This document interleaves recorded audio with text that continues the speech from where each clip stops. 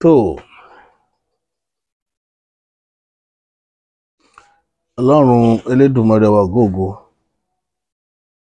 ọba àjíkẹ́ ọba fẹ́nifẹ́re ọba àdúrà pé agbẹnimọ́dẹ̀yìn afúnimọ́ṣẹ̀rẹ̀gún alógúnlọ́lá aníyìlẹ́yẹ ọ̀wọ̀ tí gbára àdúgbò àwọ̀ tí fi yọmọ ẹ̀ náà fìn Elédùmarè ìbà lọ́wọ́ rẹ o. Ìbò orígun mẹ́rẹ̀ẹ̀rin ayé ìbà àwọn akáṣọ lérí mọ́rẹ̀rù obìnrin bàǹbàmì tán yànyàn ìbà aláàlú ògiri òkò òbẹ́lẹ́kún sunkún kẹ́rù òbẹ́lẹ́kún ọba dásọ̀rọ̀ tí ò tó dẹ́sẹ̀ lẹ́kún sunkún láàárọ̀ yẹn ṣẹ̀jẹ̀ onímọ̀ èso mi láàárọ̀ yẹn sọ fún ẹbọra sí jẹ́lá tọ́ pa èso mọ́sẹ̀mí ọmọ ẹlòmíì ní ọṣẹ ìbàlẹ̀ ọ̀gẹ́rẹ́ afọkẹ́rẹ́ lápòkà tó lọ́lá pé bí kò ló bá jùbọ̀ alẹ̀ ilẹ̀ alánú ilẹ̀ ìbà rẹ o. A kú ọjọ́ méjì ọjọ́ mẹ́ta a kú bójọjọ́ ti rí káàkiri tìmútòrò orílẹ̀-èdè ilẹ̀ Yorùbá. Ọ̀rọ̀ kékeré kan la kàn mú wá fún ìgbà ìgbádùn àwọn ènìyàn wa pàápàá jùlọ àwa tá à ń gbé ní orílẹ̀ Ògùn State. A rí bójọjọ́ ti rí ń bẹ̀. Ṣùgbọ́n ká tó lọ sínú ètò yẹn mo fẹ́ kọ́kọ́ sọ̀rọ̀ lórí ọ̀rọ̀ fídíò kan tí mo post níjẹta táwọn èèyàn ń sọ̀rọ̀ nípa ẹ̀ pé àṣírí Yorùbá là ń gbé jáde yẹn kò yẹ kí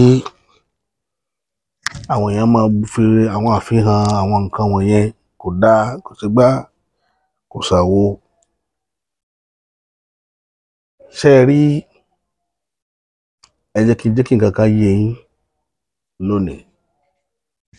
Kì í ṣe gbogbo nǹkan tá a bá post tí ẹ̀yin bá rí pé bóyá ní personally kò wù yín ẹ má condemn ẹ filẹ̀ bẹ́ẹ̀ àwọn tó wúlò fún yóò wúlò fún wọn. Ẹ má sọ pé àwọn ọ̀tá wọn máa rí kí lọ̀tá fẹ́ rí bẹ́ẹ̀ ṣé wọ́n ṣàfihàn agbára ni. Onítùmọ̀ wọ́n ń ṣàlàyé nǹkan fún yín tí ìgbàgbọ́ yẹ̀ délẹ̀ ti sọ pé wọ́n ṣàfihàn agbára wo èwo ni Fúlàní ò mọ̀ tí Fúlàní bá ń pe gidi Yorùbá lẹ́nu tó bá ń pọ̀fọ́ gbogbo wọn pátá ò lóògùn gidi lọ́wọ́ mọ́ ògùn Yorùbá wọn ń lò. Àṣírí mo gé fún yín lẹ́yìn tẹ́ bá lọ bá Fúlàní nínú igbó tó ṣe nǹkan fún yín ewé àti egbò ilẹ̀ Yorùbá ni ó padà fún yín. Kò sílẹ̀ tó mọ kankan lóògùn Yorùbá lọ tó fi mọ́ gbogbo àfàlẹ̀ Yorùbá nílé òní tó jímọ̀ yìí tó mọ̀ yìí òògùn Yorùbá ń wúlò kí wàá ní tẹ́fẹ́ mọ́ fi pamọ́ tó ń jẹ yín lójú. Wọ́n ti wọlé sàn bàbá lára láti gbà táwa tiẹ̀ tí ì mọ̀ wọ́n lè ti get so many tẹ́fẹ́ get síbẹ̀síbẹ̀ àṣírí inú àwọn tó jọ mọ́ ilẹ̀ Yorùbá yìí tí ó sì tó bìlíìfù nù nǹkan agbára àmàbà tiwọn. So kí wàá ní nǹkan náà.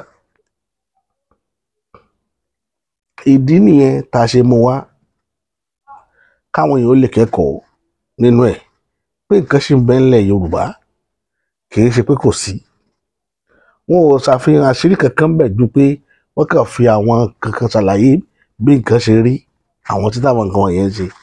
Èèyàn kan ò lè dá lọ́bẹ̀ láì ṣe atọ́kùn tó mọ̀ nípa ẹ̀ kò sẹ́ni náà kò sẹ́lẹ̀pọ̀n rẹ̀ kò jù bẹ́ẹ̀ lọ torí pé kò yẹ yín dáadáa ló jẹ́ kí ẹ máa rò pọ́n ṣàfihàn kinní kan bọ́lá nìkan tó pẹ̀rẹ̀ ní Ifá ṣe kinní kan tó tẹ ìjì ogbè síbi DPA tó náà sọ̀rọ̀ wípé ìwé ní gbogbo ilé kinní kan ẹ̀rín yẹn wọn kàn máa ń pa mí àbá ń wíru wọn máa wíru kí ló kàn wọ́n pẹ̀lú kinní. Ọmọ tó lọ ṣe interview yẹn fún bàbá yẹn ó ní ibi tẹ́jọ́ tóun àti bàbá yẹn ti pàdé ó dẹ̀ ní ọ̀rọ̀ tí wọ́n sọ tọ́rọ̀ fi wáyé lórí irú nǹkan bẹ́ẹ̀. Àìmọye bẹ́ẹ̀ táwọn atọ́kùn ètò ti gbé wá káàkiri òun lójú kọ́mọ yẹn ní pé mo fi ní kòkè ọ̀ya post ẹ̀ ọlọ́mọ mi handle YouTube mi òkè ọ̀ya post ẹ̀ kí wọn náà ká gbé wọn náà lárugẹ ọ̀ya jùlẹ̀ ó níbi tóun àti bàbá yẹn ti pàdé. But láti máa condemn àwọn èèyàn Yorùbá ló ní kinní yẹn lọ́wọ́ jù. Ilé tó bá jẹ́ wà bàjẹ́ gidi tó yẹ kẹ́ ẹ condemn àwọn èèyàn fún ní sọ̀rọ̀. Ayé yín ń bàjẹ́ lójoojúmọ́ sọ̀rọ̀. Ṣùgbọ́n ibi tán bá tún ti ní káyé yín ó dáa tún máa kanra. Èwo wá ni ẹ fẹ́ ṣe ń bẹ̀? Ibi tí ò ti yé ọ̀pọ̀lọpọ̀ èèyàn mọ́ nìyẹn. Mo wo yín bí kan tẹ́ ẹ sọ bàbá ní fàbí gẹ́gẹ́ pé ráyé.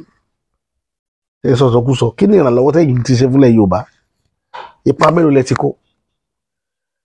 Wà dé ẹ máa condemn kankan bá ti jẹ́ ọ̀nà àtijọ́ àti mo yín tí wọ́n pa àwọn kan tí ń lọ ọbẹ̀ wà máa pariwo.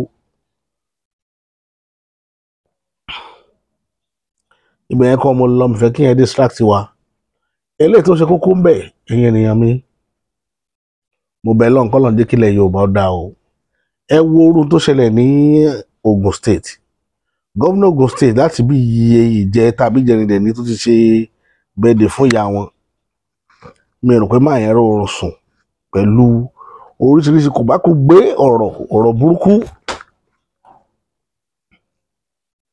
Gómìnà Dàpọ̀ Abíọ́dún wàláì ṣe dáadáa tó. Ṣe dáadáa tó. Gbogbo ìjọba tí ò bá ti sí fún mẹ̀kúnnù, ìjọba yẹn èpè ni wọ́n mọ̀ gbà. Mo rí nǹkan kan tẹ́ ṣe, ẹ̀yin ṣe bẹ́ẹ̀dẹ̀ fún ìyá yín, inú yín ń dùn. Ṣùgbọ́n àwọn tẹ́ ń ṣèjọba lé lórí lógún ṣe tẹ́ lọ́wọ́ ìgbésí ayé wọn, ìgbésí ayé ọ̀nà wọn, torí kò sí nǹkan tẹ́ fẹ́ fi ìgbésí ayé wọn sí. Kò sí ìjọba tí ń tọ́jú aráàlú ní Nàìjíríà, kò ṣẹlẹ̀ rí. Ṣùgbọ́n wọn bá ọ̀nà táràlú ó gbà tinú tiwọn náà máa dùn pé àwọn ọmọ orílẹ̀-èdè yìí làwọn ọ̀nà yẹn right off. Gbogbo ẹ ti di dàkúdà. Ẹ lọ wò náà. Kẹ wo situation, kẹ wo condition láwọn ọ̀nà yẹn wà.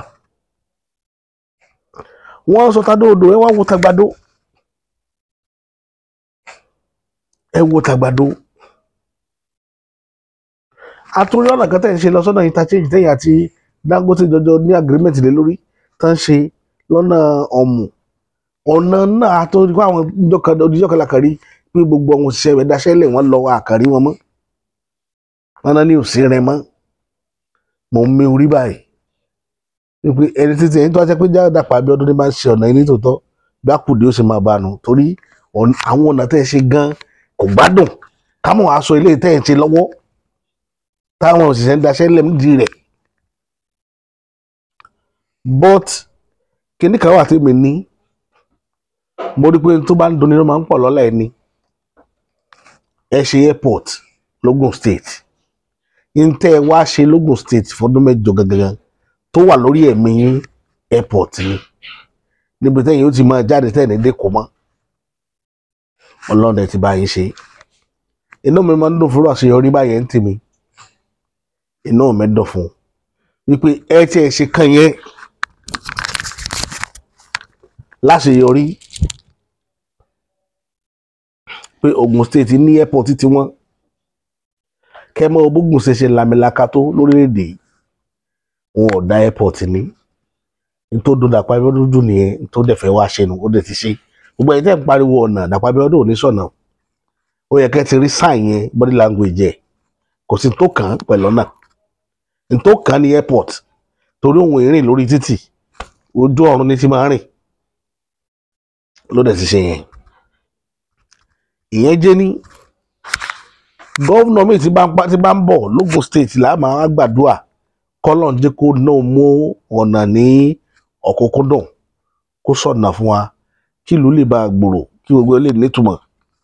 Ẹ lọ wo pósítà kan tí mo rí lánàá mo rí tán lẹ Ìyábọ̀ Ọbásanjọ́ tí ayé àwọn ará Ògùn ṣe wá fẹ́ bàjẹ́ lẹ́ẹ̀kan sí kí wọ́n vóòtì Ìyábọ̀ Ọbásanjọ́.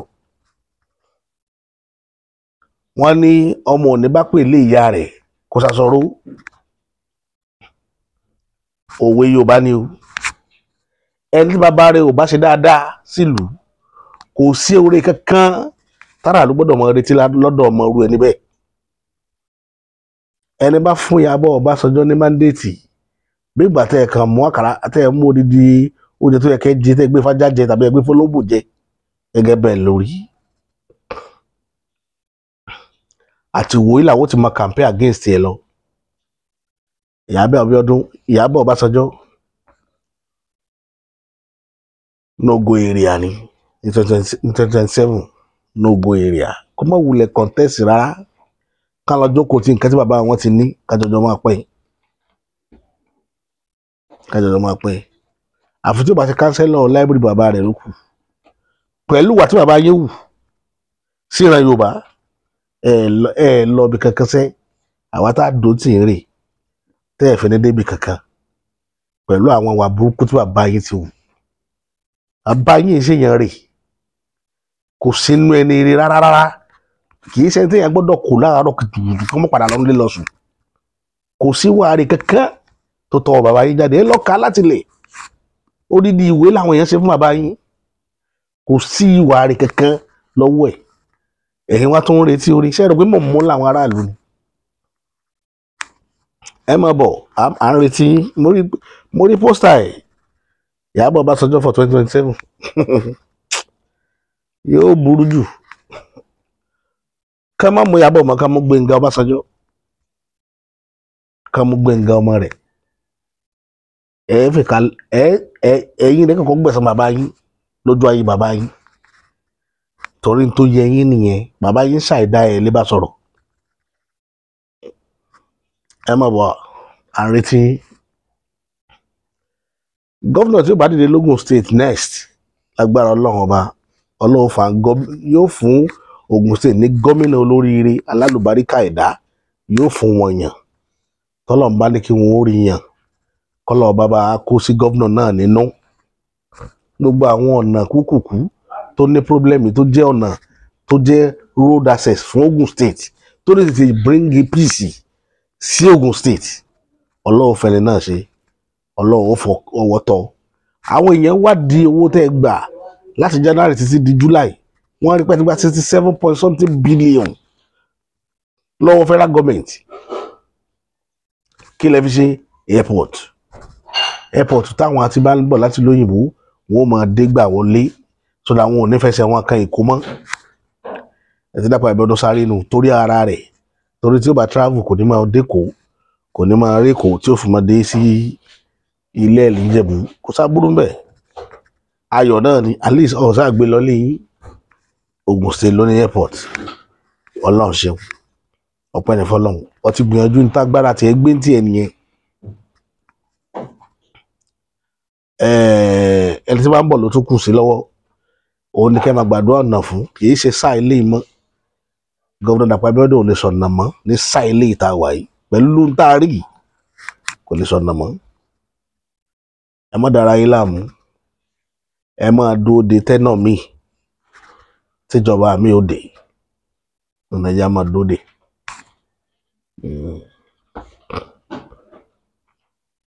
ìyẹn lọ bẹ́ẹ̀ ìkejì tó tún súyọ láàrin ìlú àwọn ènìyàn wa àwọn kankan wà kùdẹ̀kùdẹ̀ kan wà tó yẹ ká correct ara wa fún lórí ọ̀rọ̀ Ìbà Gani Adams àti olóyè Sunday Igboho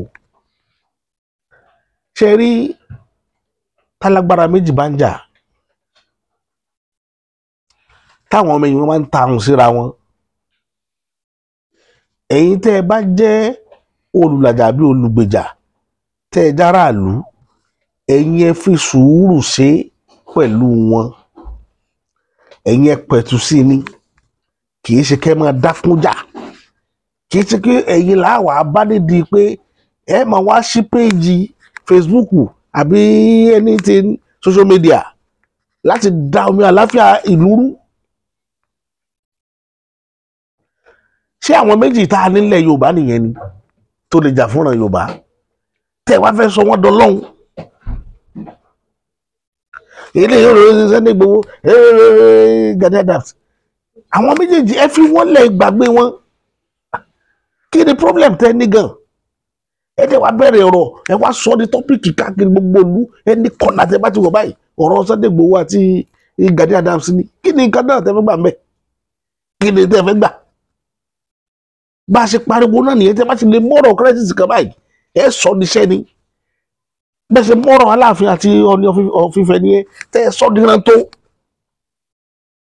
sáà bàbá wọn àmọ́ sí papọ̀ lẹ́nu wọn ò mọ rẹ́rìn wọn ò mọ bára wọn ṣe Yorùbá eré ayé mo ti fẹ́ kẹ́ lọ ronú ìtí ṣe ogun tí ń jà yín ju gbogbo ilé tẹ̀ ń bá kiri lọ tẹ́bàrí lè báyìí caption tí ó gbé wá olóyè Sunday Igboho àti Ìbà Gani Adams olóyè Sunday Igboho Ìbà Gani kí n ṣe dandan ni ẹ já mi lórí kíní yìí àwọn tẹ̀ ń bá fa tẹ̀ ń polongo wọn yìí ó lè dọ̀la kí wọ́n tó jókòó papọ̀ ká máa ti papọ̀ ṣé ìmọ̀ bóyá wọ́n pera wọn lálẹ́ àná wọ́n sọ̀rọ̀ lórí nǹkan tán nídìí lọ́wọ́ ara wọn.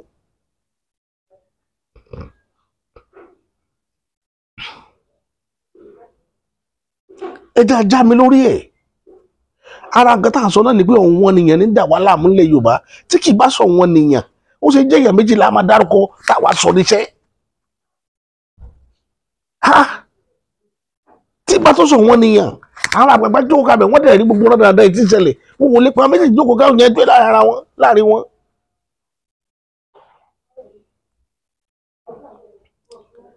ẹni ìdílé ìlú àbí agbègbè àbádùgbò tí ọ̀wọ́n nìyẹn bá ti ń jẹ wọ́n níyà ìtọ́jú wọn máa rí lójú Yorùbá rí wọn.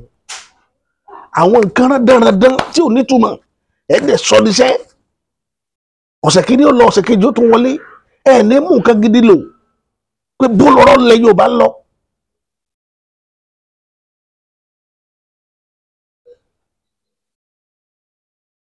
ẹ jọ̀ọ́ nítorí tó Ọlọ́run ọba mo fi alálẹ̀ ilẹ̀ Yorùbá mo fi bẹ̀ yín ẹja já mi lórí gbogbo olóyè Sunday Igboho Ìbà Gani Adams tá a bá lè parí tí ń bẹ láàrin wọn ẹ má jà dákun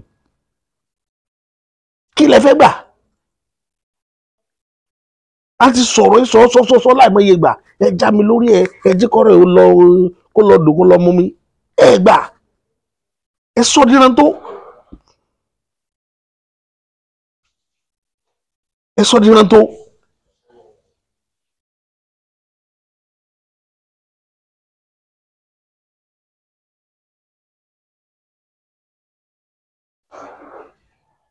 èmi bẹ̀ yín o àgbààgbà lẹ́yìn Yorùbá tẹ bá mọ̀ pé yẹn dúró níbi tán bá ti ń tó nǹkan lẹ́yìn àgbààgbà àwọn ọmọdé ìlú náà yín náà já mi lórí gbogbo wàhálà yìí ẹ jẹ́ kí gbogbo rádaràdà yìí kó lodò kó lọ sinmi.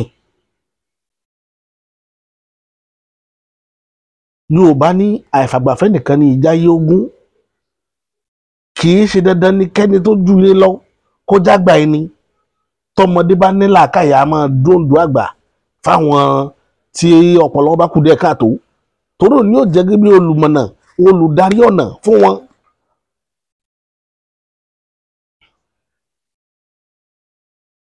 ìdí rèé tó jẹ́ kí n mẹ́tò ìwà lẹ́yìn lórí àwọn tí ń pariwo ọ̀nà lógún state tí mo sọ lẹ́ẹ̀kan ẹ máa rí àwòrán ẹ máa rí fídíò yẹn wò sí tí ó máa tẹ̀lé fídíò ìwọlé tí ó bá rìn nísinsìnyí ẹ rí ibi táwọn yẹn ti ń complain pẹ̀lú ọ̀nà tí gómìnà Dàpọ̀ Abíọ́dún tí wọ́n abandon lógún state tí wọ́n ṣe bọ́ èmi ò rí gómìnà báwí tí èèyàn bá ti lè ṣe nǹkan tá a rí tọ́ka sí ẹ̀jẹ̀ àtọ́ka sí kì í ṣe tọ́rọ pa pé mò ń support wọn abẹ́nítì bẹ́ẹ̀ mi ti rí ni mo sì sọ fún yín èyí tí gómìnà Dàpọ̀ Abíọ́dún ṣe lọ́dún mẹ́jọ òun lẹ́rí tí wọ́n ṣe wàláì ọ̀nà airport tẹ̀ ń mú international airport Ìpẹ́rù àbí mo ló wà bí ooru dẹni òun nìkan ni wọ́n máa ṣe tí wọ́n fi kúrò ní gọ́ọ̀mẹ̀ntì ṣe rí gbogbo ọ̀nà yòókù gómìnà tí wọ́n ń bọ̀ ni yóò ṣe òun làákà máa gbàdúrà báyìí kọ́lọ̀ ń fún wa ní ọmọ oyè gidi yàn lógún state eléyìí tí ó lálùbáríkà tóun náà tún ní máa wá nǹkan míì tí ó ṣe tí ó yàtọ̀ sọ́nà wọ́n rí báyìí sí pé yà ọ̀nà ní jẹ́ Ògùn state ẹni incoming governor kúrò dáadáa a mọ̀ pé gbogbo ìrìnàjò yẹn ó di 2027 gómìnà Dàpọ̀ Abíọ́dún wọ́n ti ṣíwọ́ ọṣẹ́ lọ́dún yìí ilé ìtàn fẹ́ ṣe náà ti ṣe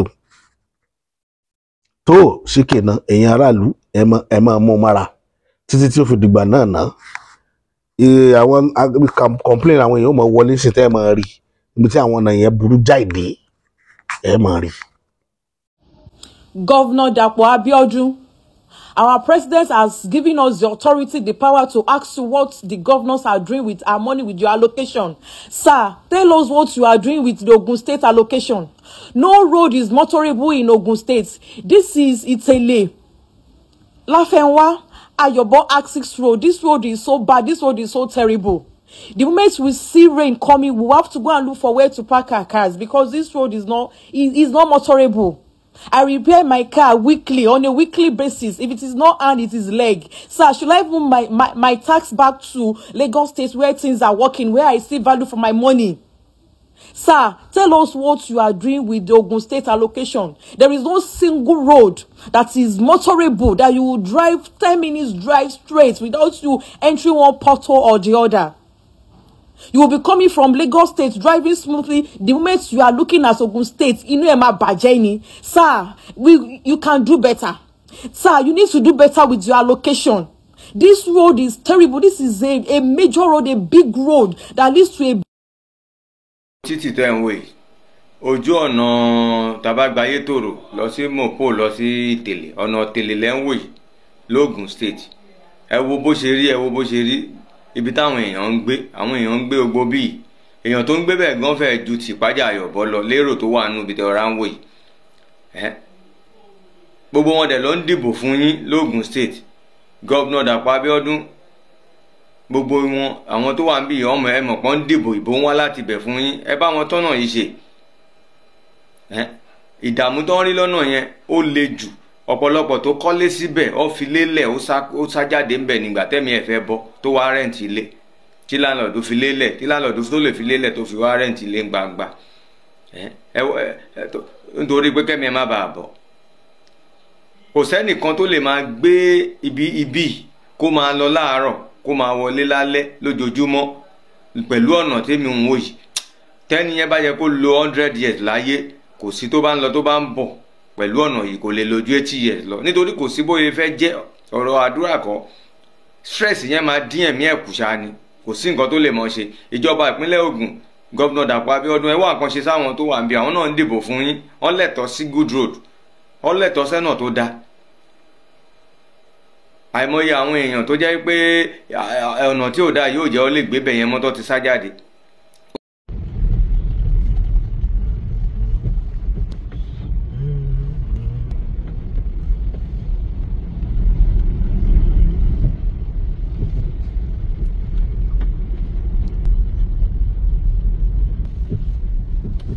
Mo kàn rí